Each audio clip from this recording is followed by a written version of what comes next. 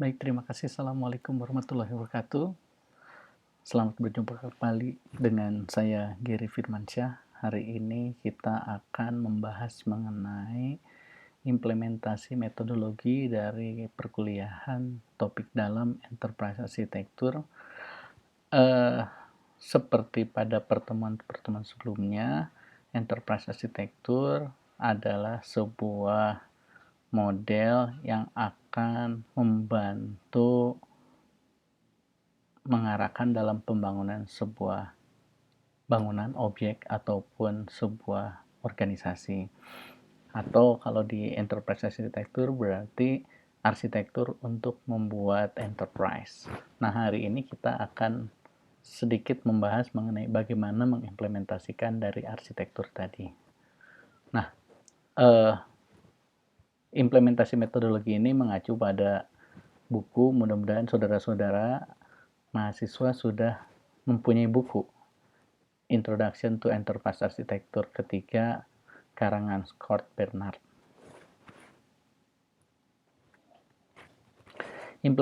Implementasi metodologi ini adalah merupakan rincian ataupun step by step secara deskripsi dari pada saat sebuah program enterprise arsitektur disiapkan, yang akan berisikan bagaimana menjalankannya, bagaimana mendokumentasikannya, bagaimana membuat dan bagaimana mengelola serta menggunakannya.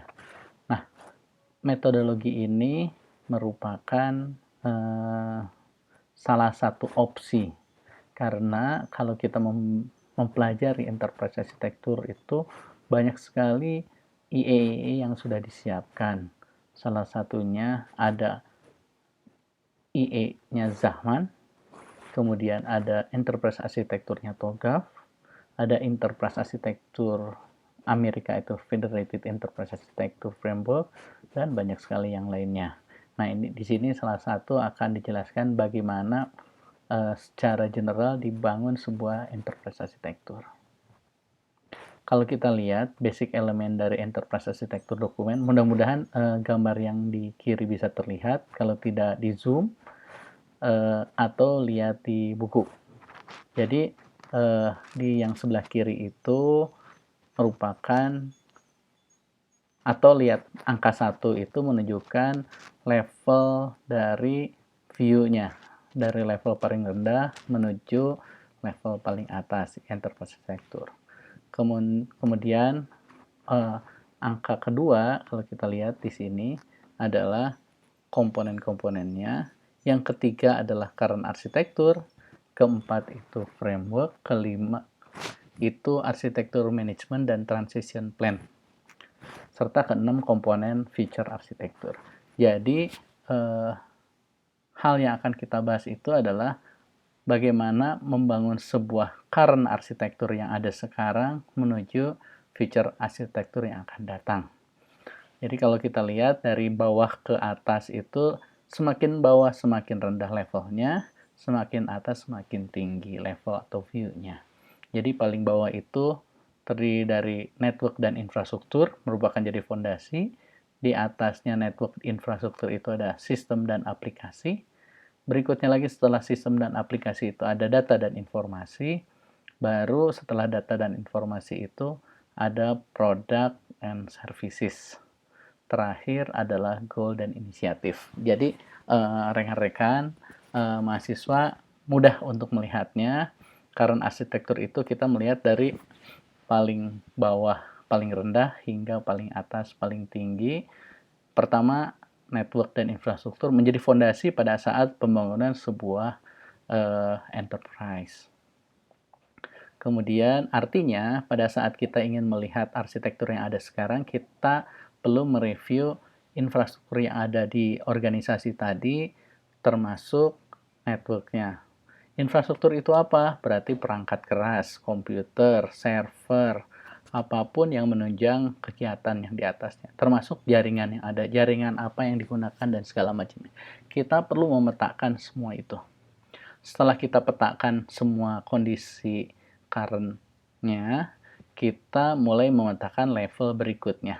Ada aplikasi apa saja di organisasi tadi, Kemudian kita juga perlu melihat ada sistem apa yang ada di organisasi tersebut. Setelah kita memahami, jadi tadi infrastruktur network, kemudian baru aplikasi dan sistem apa yang ada, baru kita naik lagi ke level 3 yaitu data dan informasi. Informasi apa yang saat ini digunakan atau dibutuhkan beserta data apa yang ada dan dibutuhkan di organisasi itu. Itu kita perlu identifikasi. Berikutnya kita akan naik ke level services.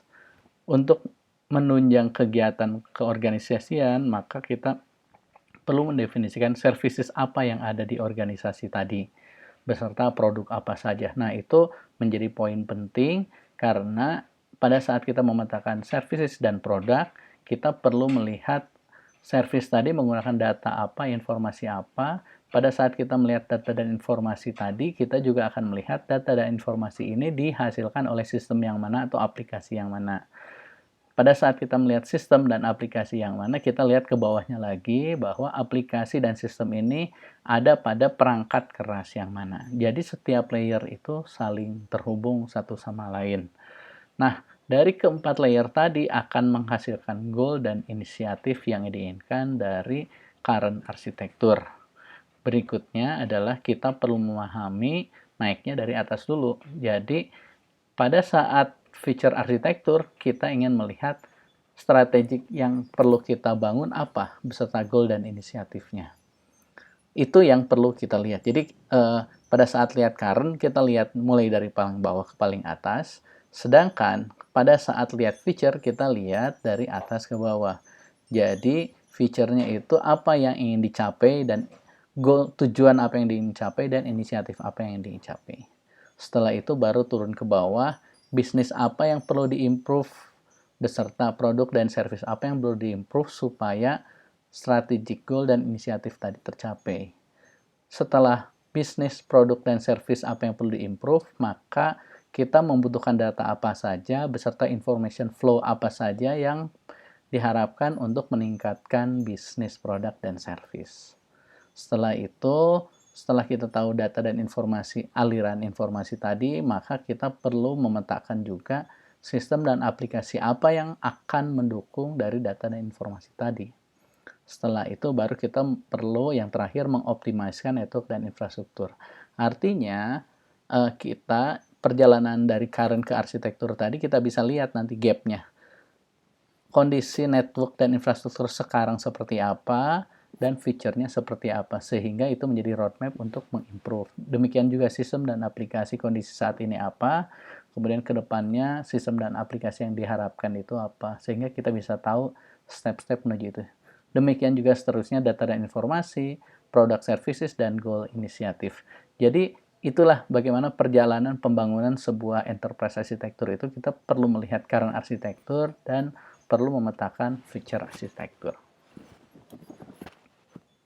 Kalau kita lihat enterprise architecture implementation methodology itu ada 3 fase. Fase pertama adalah EA program establishment, fase 2 EA framework and tool selection, fase 3 documentation of EA, dan fase 4 use and maintenance EA.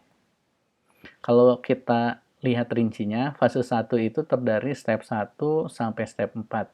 Jadi perlu meng-establish EA management program, identification, chief architect. Jadi kita perlu menetapkan siapa chief architect-nya. Kemudian establish an EA implementation methodology. Metodologi mana yang akan kita pilih tadi kan sudah dibahas, ada beberapa metodologi. Step 3 itu establish EA governance and link to other management process. Step 4 adalah develop EA communication plan to gain stakeholder buy-in. Jadi bagaimana mengkomunikasikan EA kita sehingga stakeholder dapat menerima EA yang akan kita bangun. Itu fase satunya. Fase 2-nya yaitu EA framework and tool selection terdiri dari 6 step. Select EA documentation framework, identifikasi EA line of business, identifikasi EA komponen, select document methods, select software, sama select establishment. Yang fase 3 mengenai documentation of EA terdiri dari 7 step, yaitu evaluasi existing, dokumen current view, develop several feature, identifikasi feature planning, use the scenario, juga menetapkan komponen, dan develop EA management plan. Fase 4 terdiri dari 4. Step 17-nya menggunakan information to support planning and decision making, regularly update current and future view of component, fase 19-nya maintenance and EA repository, dan release annual update. Jadi itulah secara ringkas bagaimana metodologi membangun EE. Untuk pertemuan ini saya cukupkan sekian. Terima kasih. Assalamualaikum warahmatullahi wabarakatuh.